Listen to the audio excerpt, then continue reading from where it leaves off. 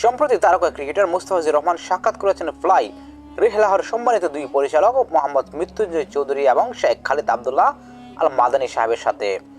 মোহাম্মদ মৃত্যুঞ্জয় চৌধুরী মুস্তাফিজুর রহমানের সাথে শেখ খালিদ আবদুল্লাহ আল মাদানীর পরিচয় করিয়ে দেন। সৌহার্দ্যপূর্ণ এই সাক্ষাতে উভয়ের মধ্যে দিনই ও ব্যক্তিগত নানা বিষয় নিয়ে আলোচনা করা হয়। শেখ খালিদ আবদুল্লাহ তাকে বিভিন্ন দিনী বিষয়ের সংক্ষিপ্ত নসিহা প্রদান করেন এবং ফ্লাই রেহলার কার্যক্রম সম্পর্কে অবহিত করেন। মুস্তাফিজ গভীর আগ্রহ নিয়ে সবকিছু শুনলেন এবং উদ্যোগটিকে অত্যন্ত ইতিবাচকভাবে গ্রহণ করেন। আলোচনার এক পর্যায়ে মুস্তাফিজুর রহমান ও তার পরিবার সহ হজ পালন করার ইচ্ছা ব্যক্ত করেন এবং ইসলামকে আরও বেশি বেশি প্র্যাকটিস করার জন্য তিনি দোয়া চেয়েছেন।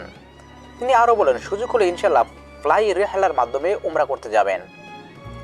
এদিকে মৃত্যুঞ্জয় চৌধুরী জানিয়েছেন, কুরবানির ঈদের পর ইনশাল্লাহ তিনি তানজিম সাকিব সহ আরও বেশ কয়েকজন উমরা পালন করতে যাবেন।